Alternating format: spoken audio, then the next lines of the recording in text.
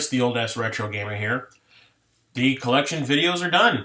Sorry to say. But now I can get into a pickup video, which is everything that I have bought since I started doing those collection videos. So as I was making them, I was still buying games online and in stores locally.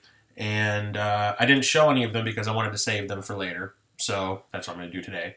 So today we're going to do this pickup video, and then starting with the next video, it's all new content. Reviews, rants, whatever.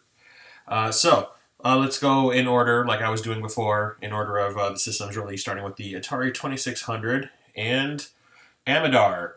I did have this cart only in the Atari video that I made, upgraded to a in-box. This one I used to have, I guess I sold it at some point, Laser Blast by Activision.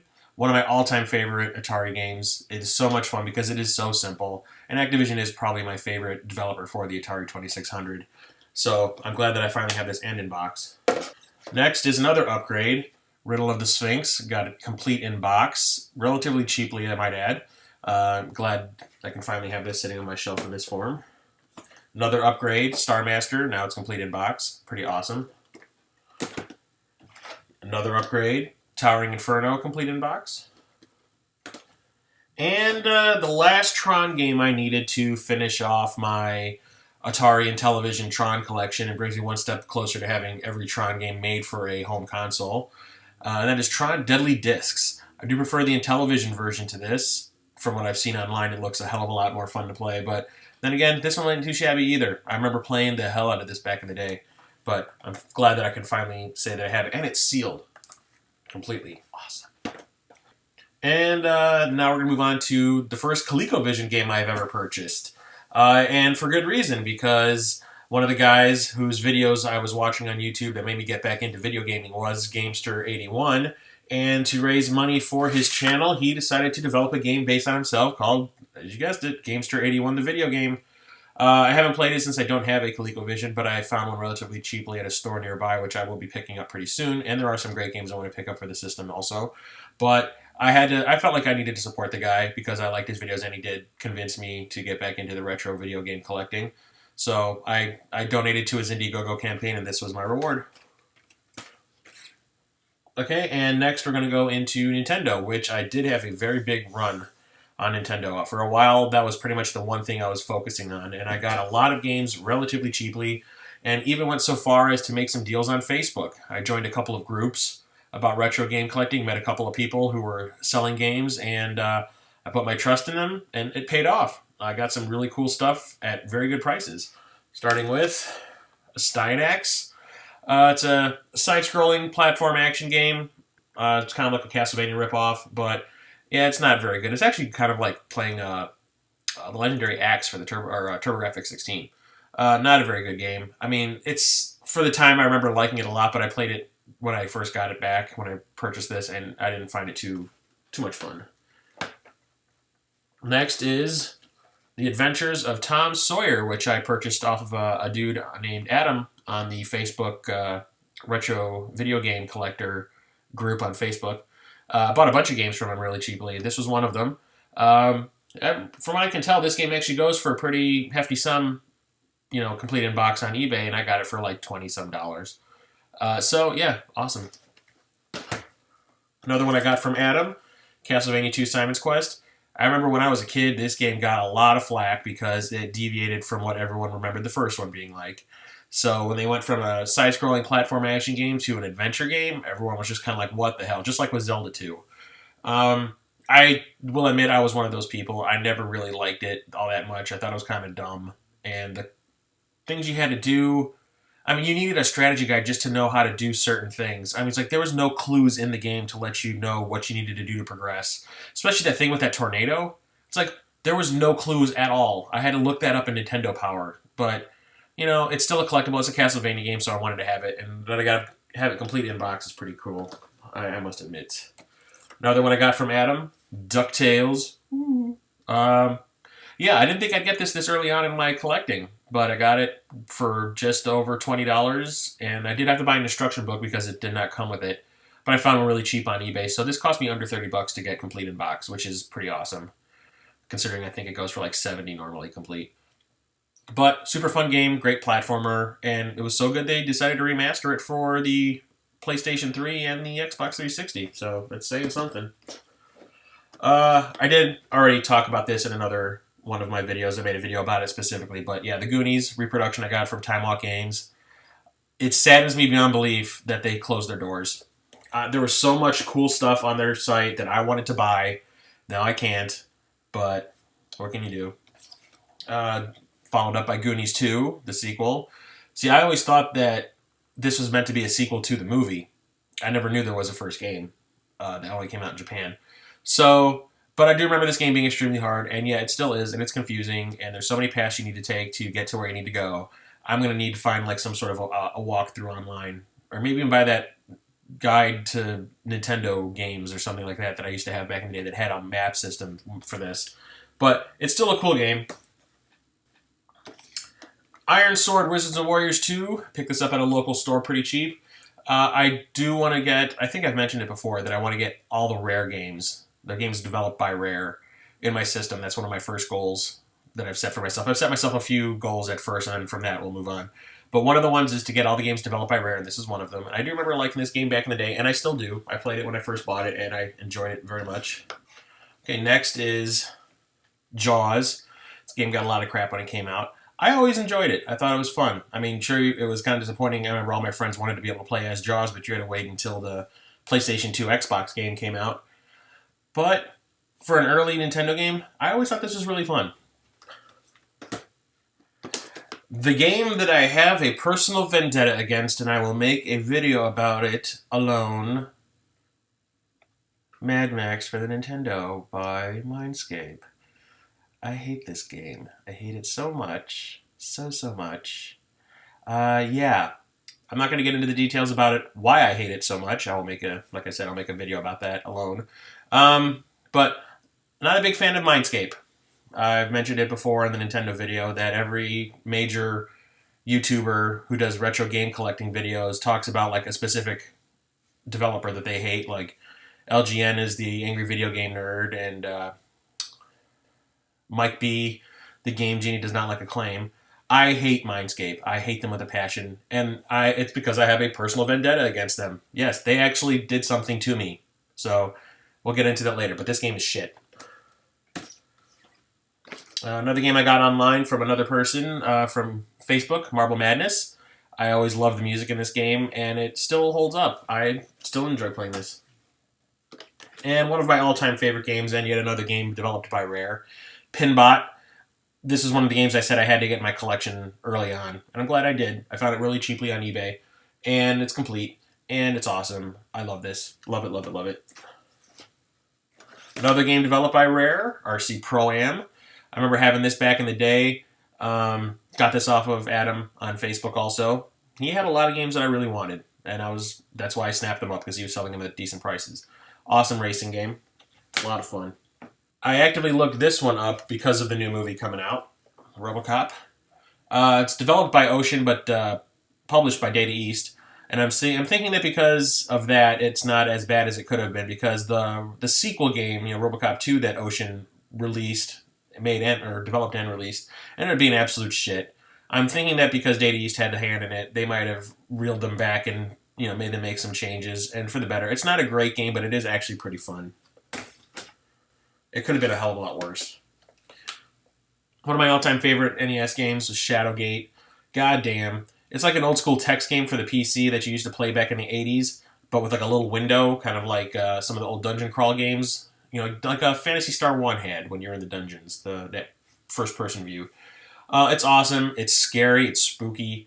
I really liked it. I remember when I finally beat this game, it was one of the greatest moments of my life because it was so damn hard, and I did not use any kind of a walkthrough from a Nintendo Power or anything. I did it on my own. Silent Service, also got this from Adam on Facebook. I never did have this back in the day, but it's by Ultra, which is Konami, and I want to get as many of those games as I can from that company because they always made a lot of gems for the Nintendo era. It's a submarine combat game. Looks pretty awesome. I haven't played it yet, though. And here's another reproduction that I got from Time Walk Games before they shut their doors. Actually, it was like days before they shut their doors that I ordered this. And there's another one coming too for the Super Nintendo. It hasn't arrived yet. Sweet Home. The survival horror Nintendo game that was never released in the US. Inspired Resident Evil. And plenty of people that have gaming videos on YouTube have done unboxings of this, so I wasn't going to bother. I might do a review of it later, though. I still haven't played it. I'm waiting for the last of the Time Lock games that I ordered. I ordered the Fireman for Super Nintendo. And when that comes, I'll start playing these. Right now I've got so many games to play, it's just kind of staggering because I've been buying so many lately. But everyone says that this game is the shit, and I'm hoping that they are right when I play it, but it looks amazing. Tetris, not the most uncommon game. It's actually one of the most common games. The only reason I bought this was because my girlfriend had a Nintendo back at her parents' house in Peoria when she said she was going to give it to me as a gift so I can start playing my Nintendo games that I've been buying. In the box was the box for Tetris and the box for another Super Nintendo game.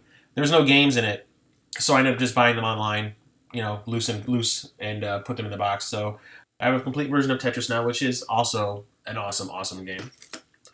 Before my dad passed back in the 80s, I remember he was always into the Ultimate games for the PC, so naturally I kind of got into them also.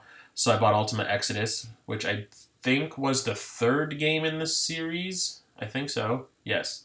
I haven't played it yet, but I remember watching my dad play these for hours on end. And I'm looking forward to getting into that. And then Zoda's Revenge, Star Tropics 2. I had the first game, had to have the second. First game is one of my favorites of all time. I never did play this one, though, so I'm looking forward to getting into it. Okay, so now we get into the Super Nintendo games, starting with Bulls versus Blazers in the NBA playoffs. I've mentioned in other videos, I'm not a sports game fan at all, but I am from Chicago. And when the Bulls were winning back in the early 90s, they had the three-peat and the four-play and all that stuff, I naturally, like most Chicagoans, got into basketball pretty heavily for those seasons. So naturally, I wanted to relive a part of that since I had so much fun back then. So I picked this up. It's actually a decent basketball game, surprisingly. And then there's this. I want complete in-box games, even some bad ones. You got to have some bad to go with the good. I found this really cheaply since I've never seen a complete in-box version of this for the Super Nintendo, only for the Genesis. That is Shaq Fu. Don't judge me. I remember I played the Genesis version. I actually rented it, and I was like, what the hell?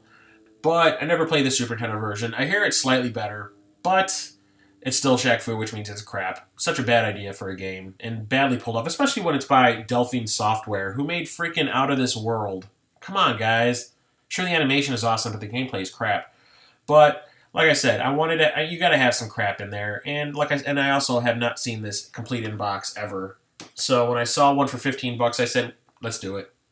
And then here's the other game that my girlfriend had the box to that was in with that Nintendo she gave me. That is Super Tennis. Not a great game at all. I actually played it and I did not like it very much. But, I paid like $4 just for the cart, and a complete in box probably would have cost me maybe $15. So I got a deal. Thanks, Miranda. All right, now let's go into the Genesis games, which is also a system that I had a nice little run on. I kept finding these online and in stores relatively cheap, and some of the games were the ones I was really looking for. Starting with Biohazard Battle. Metal Jesus Rocks did a shoot 'em up video where he talked about Phelios, which I did already buy. You saw that in the Genesis video. And this was another one that they played, and I thought looked really, really cool, so I actively started searching for it. And you know what? It is really, really cool. It's kind of like playing this weird version of Life Force, where everything is like, you don't fight like spaceships, you fight like creatures. And as a shooter, it is pretty badass, I will admit.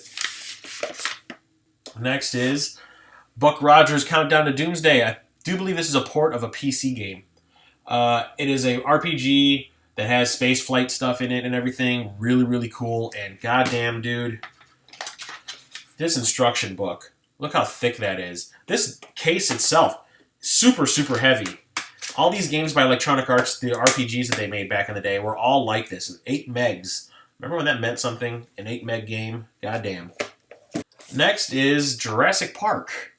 I was never that big of a fan of this game, but I found it on a website. I don't remember the name of it. I'll put the link below. That was selling this for like $4. So I said, what the hell? Mystic Defender. I always liked this game back in the day. It's an action game where you have different types of powers. It's kind of like a side-scrolling shooter, kind of like Contra, but with like, mystical power stuff. Obviously, it's in the title. A lot of fun. One of the coolest role-playing game series of all time, Phantasy Star 3: Generations of Doom. I had this back in the day. I played it a little bit. I didn't really get that far. But even though I own it, I'm not going to play it until I can get all the other games in the series, because I do want to do an entire review of all 4 of them. And I need to get a Master System and the other games in the series to do that. Shining in the Darkness, another classic RPG. This one is that first-person point-of-view dungeon crawl type thing. This one is considered as a classic from a lot of people. A lot of my friends back in the day used to love this game too. I never did own it, but I found it really cheap on Amazon, so I wasn't going to pass it up. Next is Sonic the Hedgehog 2. Classic game, don't need to talk much about it. I actually do enjoy this one a lot more than the first game in the series, and a lot more than the third game also. This game spawned a sequel that is probably one of my favorite games of all time. Came out for the 3DO. Star Control. Yeah, it's an awesome space RPG. Actually, I don't know if this one is an RPG. This one might just be space battles. I never really played this before. I did have it back in the day, but I never played it. But I don't like this box system that Ballistic used to do. Yeah, but yeah, it was considered best science fiction game of the year by Video Game and Computer Entertainment magazine. Yes, so they did something right. But I know they did it right with the second game. Next is Streets of Rage 2. Yeah! As much as I love the first game, this one is a lot better. Trust me. The music is better, the gameplay is better, the sprites are bigger. Awesome beat 'em up. Unfortunately, the third game did not live up to what the first 2 were and what it was leading to. Another Electronic Arts RPG, and that is Techno Clash. It looks very cyberpunky. I haven't played it yet because I got so many games, but I have heard good things about it, and I'm looking forward to when I can actually sit down and play through this thing.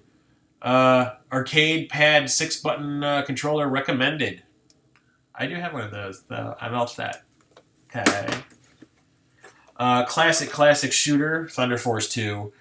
This one has the top-down levels, and then they got rid of that for the sequels that followed.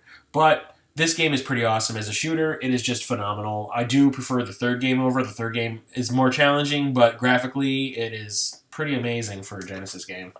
But for a shooter, it's awesome. Lastly is Zero Tolerance, which is, as far as I can tell, the only first-person shooter available on the Genesis that didn't require like the 32X or a Sega CD to play it. Sure, the window that you play in the first-person view is extremely small, but that's because the Genesis couldn't handle graphics that could do like the scaling and all that it needed to full screen. So you have to play through a small little window, but that's not saying it's a bad thing, because you do get a map on the screen and all the information with the HUD.